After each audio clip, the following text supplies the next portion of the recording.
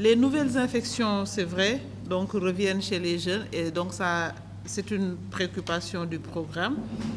Et c'est vrai que vous suivez le programme. Effectivement, le programme, un moment, était plus axé sur dépistage, prise en charge, accès au traitement, mais il faut comprendre dans l'évolution d'une épidémie, quand une épidémie arrive, donc on réfléchit d'abord à d'où est-ce que ça vient, quel est l'agent pathogène, ensuite comment détecter l'agent pathogène, ensuite comment soigner. À l'époque, il n'y avait pas de traitement, donc toutes les ressources étaient sur la prévention et la recherche. Ensuite, les traitements sont arrivés, on s'est tourné vers les traitements. Alhamdoulilah, aujourd'hui, beaucoup de gens sont sous traitement, mais on voit qu'il y a de nouvelles infections. Ça veut dire qu'il y a un relâchement dans la prévention, ou bien il y a une nouvelle génération qui est là. Je pense plus à ça. Il y a une nouvelle génération et qui n'a jamais même vu peut-être une personne comme les images qu'on montrait. Et on a même rendu un peu plus positive même la communication sur le VIH. On ne montre plus les choses qui faisaient peur, etc.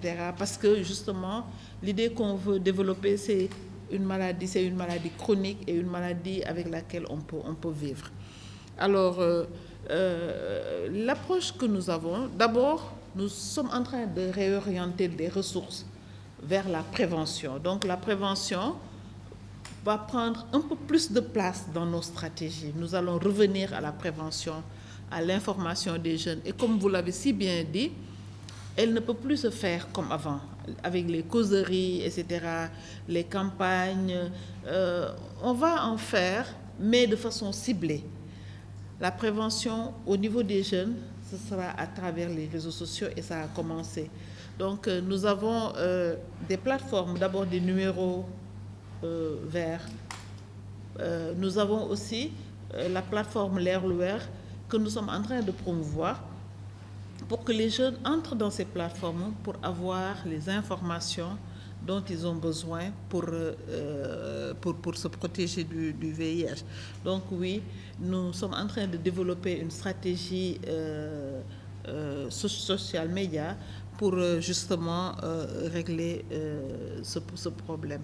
Mais ça demande beaucoup de moyens et ça demande vraiment beaucoup de plaidoyer pour que les partenaires nous accompagnent dans nos stratégies médias, dans nos stratégies réseaux sociaux. Alors, la prophylaxie pré-exposition, elle est pertinente. C'est même démontré scientifiquement. Je pense que c'est depuis qu'il y a cette stratégie qu'on pense qu'on peut aujourd'hui éliminer le VIH à long terme, la transmission du VIH. Parce que c'est quoi la stratégie pré-exposition? La prophylaxie pré-exposition, c'est donner un traitement ARV à une personne négative. Et cette personne, en prenant le traitement, ne s'infecte pas du VIH. C'est comme si ce traitement est une clé qui ferme l'entrée du VIH. Donc, dès que tu prends ce traitement, le VIH ne peut pas te pénétrer. Alors, on l'utilise surtout dans les couples discordants.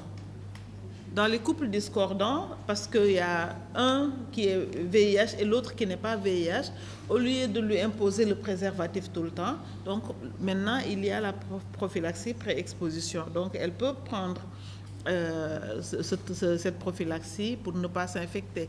Il y a aussi des personnes qui prennent des risques et qui savent que voilà, ils sont en train de prendre des risques et qui vont demander cette prophylaxie pré-exposition pour se protéger, parce qu'ils savent, ils sont pertinents que voilà, ils vont avoir des relations qui ne seront pas protégées, etc. Le Sénégal, nous avons aussi cette prophylaxie. Donc les médecins de prise en charge peuvent aussi, si le risque est établi, vous proposer un traitement pré-exposition. Donc c'est pertinent, mais c'est pertinent à condition que ça soit accompagné de la prise en charge. C'est-à-dire les personnes doivent continuer à se traiter et les personnes qui ne peuvent pas, ne pas prendre de risques, prennent cette prophylaxie dans les couples où l'un est séropositif, l'autre ne l'est pas. Alors pour Joseph de Sud FM, c'est normal dans le PALU qu'ils aient des campagnes entre les pays parce que le paludisme est transmis par un moustique et le moustique ne connaît pas de frontières.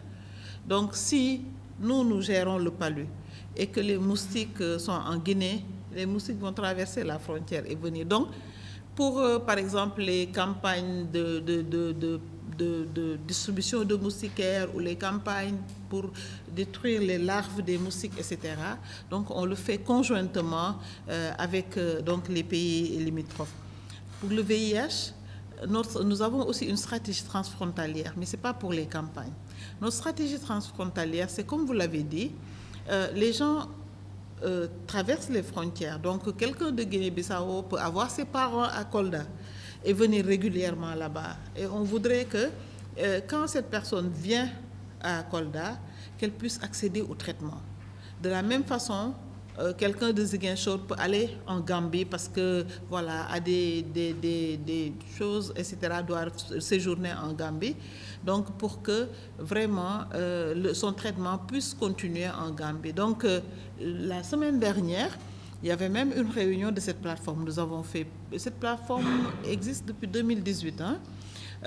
La semaine dernière, il y avait une réunion de cette plateforme. Donc, les médecins de prise en charge qui sont mis en réseau, les médecins-chefs et aussi les 3 programmes de Guinée-Bissau, de Gambie et de Sénégal, donc qui se retrouvent, qui échangent sur la situation dans leur pays, l'organisation de leur prise en charge, mais ils mettent à jour le réseau avec les numéros de téléphone pour que vraiment le suivi du patient puisse continuer, quel que soit un des 3 pays.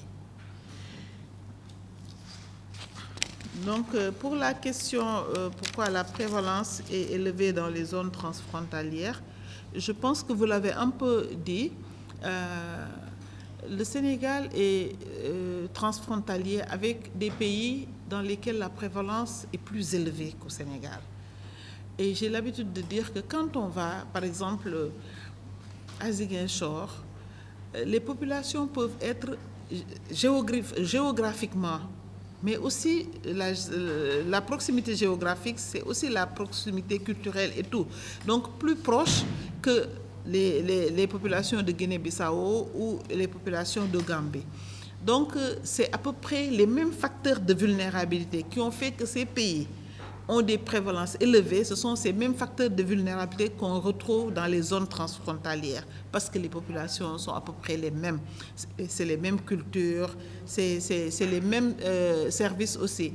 Bon, en plus de cela, certainement, il y a eu peut-être en Casamance, pendant un bon moment, peut-être des zones qui étaient difficiles d'accès à cause de la rébellion. Mais je pense aussi qu'il y a eu certainement beaucoup moins de services dans ces zones transfrontalières qu'à Dakar, par exemple.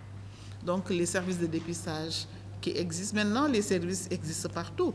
Mais avant, on commençait par Dakar, avant d'aller décentraliser. Un autre facteur qui est important, un facteur social, c'est que le sida est très lié à la pauvreté. Et donc, dans ces zones transfrontalières, on voit aussi beaucoup de pauvreté. Un dernier facteur, c'est un peu les brassages que je viens de dire, mais lors de quelques événements, comme les marchés hebdomadaires, par exemple le marché de Diaobé, qui est régulièrement fréquenté. Et donc, partout où il y a circulation de population et circulation d'argent, c'est sûr qu'il y a des vulnérabilités. Donc, c'est tous ces facteurs qui font que certaines zones sont beaucoup plus vulnérables que d'autres zones.